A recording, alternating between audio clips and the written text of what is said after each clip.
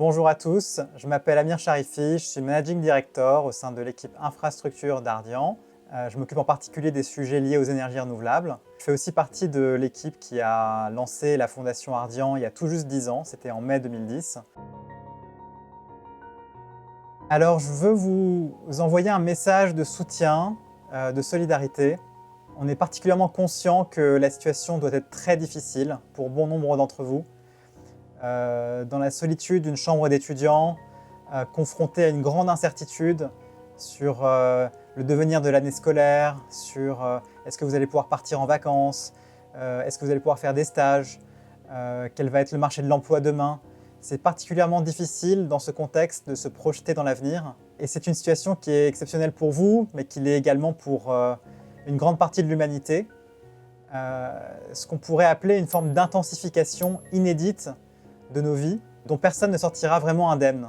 J'imagine que vous ressentez cette intensification, et c'est pour ça qu'on a décidé avec la Fondation de lancer un programme de vidéos, les vidéos Keep Learning, dont celle-ci fait partie, et aussi un programme de soutien avec un fonds d'urgence pour renforcer le soutien aux associations qui nous accompagnent. Je voulais vous dire personnellement qu'on est là pour vous, on est mobilisés, on est nombreux, on a passé beaucoup de temps à essayer de trouver des solutions.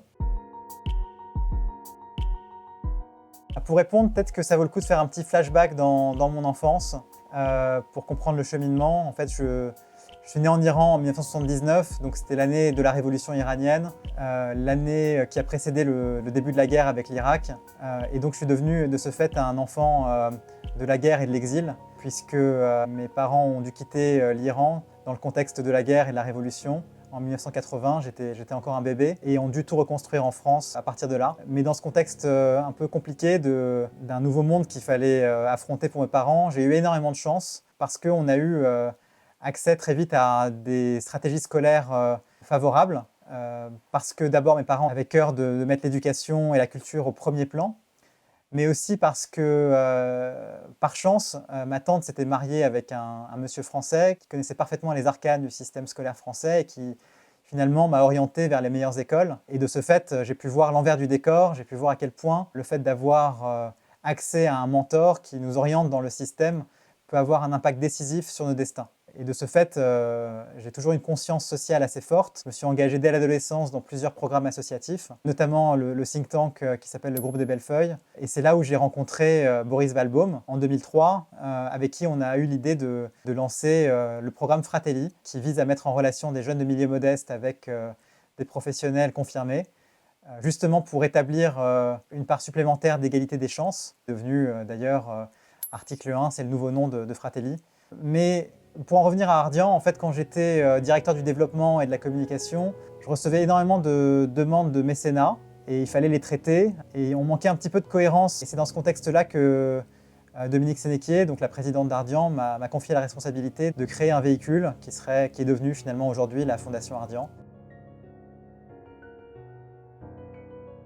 Alors dès le départ, la Fondation avait pour vocation d'être un vecteur de mobilité sociale, c'est-à-dire de contribuer à faire que des personnes qui sont issues d'un milieu modeste et qui peuvent être sujets à une discrimination de fait de leur origine puissent dépasser ces barrières et aller un peu plus loin dans l'accomplissement de leur potentiel.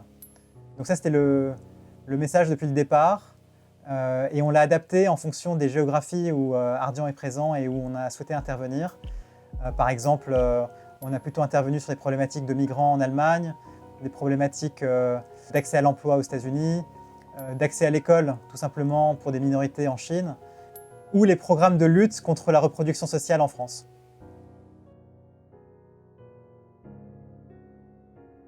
Je n'ai pas de conseils à leur donner, je pense qu'ils en reçoivent déjà énormément et qu'ils ont déjà une grosse pression à gérer. J'ai peut-être une citation de Pascal qui me vient à l'esprit, qui dit que tout le malheur des hommes vient d'une seule chose, c'est de ne pas savoir rester en repos dans sa chambre.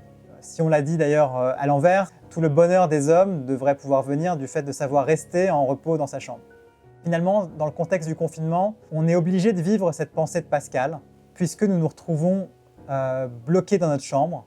Pascal nous interroge à la fois sur la question du désir et la question de l'attachement.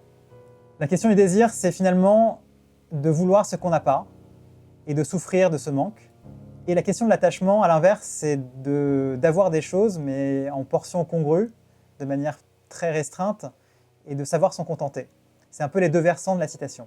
Alors pour ce qui est du désir, et pour aider à mieux vivre avec la question du désir, j'ai une image qui me vient à l'esprit, c'est celle de la vague de Kanagawa, d'un peintre japonais qui s'appelle Hokusai, où on voit une petite barque qui est en plein milieu d'une immense vague, et on peut voir la chose de deux manières. On peut la voir comme un moment de grande excitation pour ceux qui sont dans la barque, puisqu'ils vivent cet instant comme un moment d'une grande intensité, et s'ils s'en sortent, ils vont en sortir grandis, ils vont avoir un souvenir glorieux d'avoir réussi à vaincre cette vague.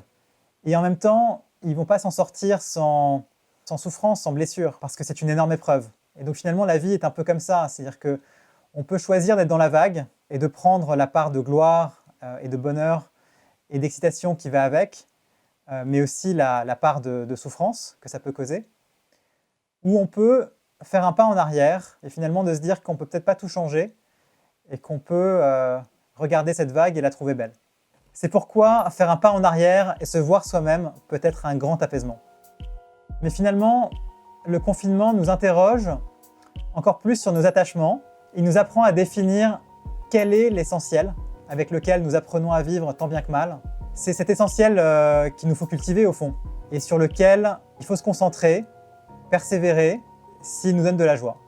Spinoza d'ailleurs dit cela dans son livre L'éthique, que je vous invite à lire, ou plus simplement lire Le problème Spinoza de Irving Yalom, qui résume très bien cette pensée. Pour vous parler un peu de moi, au-delà de la famille, évidemment, qui est très importante, j'ai deux attachements très forts. Le premier, c'est l'amitié. Vous voyez, derrière moi, j'ai les photos de mes amis, de mes meilleurs amis qui m'ont offert ça pour mes 40 ans. Je pense que l'amitié, le lien social, même à distance, perdure si on fait l'effort d'aller vers l'autre. Et c'est quelque chose qui nous rend très forts. Et l'autre élément, c'est la musique. Quand j'ai besoin de me concentrer, quand j'ai besoin de revenir en moi, je me mets au piano et c'est un moment pour moi d'intériorisation de ce que je ressens et ça me fait beaucoup de bien. C'est difficile à dire, mais on voit déjà quelques lignes de changement se tracer. Elles mettront peut-être beaucoup de temps à se matérialiser, mais déjà sur la question de l'urbanisme, je pense que les villes ne pourront pas ignorer l'impact de cette crise où on voit qu'on peut avoir une ville qui change avec des mobilités plus douces, avec peut-être plus de respirabilité, des espaces verts, un changement de l'usage de la ville.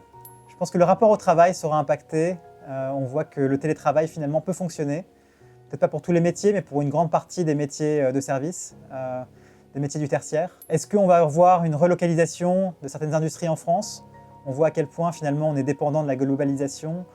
Est-ce qu'on ne va pas pouvoir vouloir réduire cette dépendance ? Est-ce qu'on va voir une consommation plus responsable, plus modérée, justement en lien avec la question de l'attachement, si on voit qu'on peut vivre avec moins ? Est-ce qu'on va devenir plus conscient de notre environnement global ? Est-ce qu'on va avoir un regain de conscience écologique, après tout ? Plus de simplicité, plus de solidarité dans nos comportements, faire passer le nous avant le je. Je pense que cette crise sanitaire mondiale nous amène aussi à penser les choses en collectif. Et donc pour vous qui nous regardez, qu'est-ce que vous en pensez ? Peut-être que c'est l'occasion de s'interroger, d'utiliser votre imagination pour vous imaginer quel sera le monde de demain. Pourquoi pas en commentaire ci-dessous m'envoyer un petit mot, un petit commentaire pour dire comment est-ce que vous imaginez le monde de demain. N'hésitez pas, lâchez-vous, soyez créatifs. Au fond, c'est votre monde. Vous pouvez contribuer à le changer. Je pense que la crise a bien démontré que le progrès humain n'est pas une machine inexorable, préprogrammée. Le progrès humain est quelque chose qui est tout à fait multivectoriel. Donc on a toutes nos chances dans ce nouveau monde. C'est une opportunité majeure et c'est à vous de la saisir. À bientôt.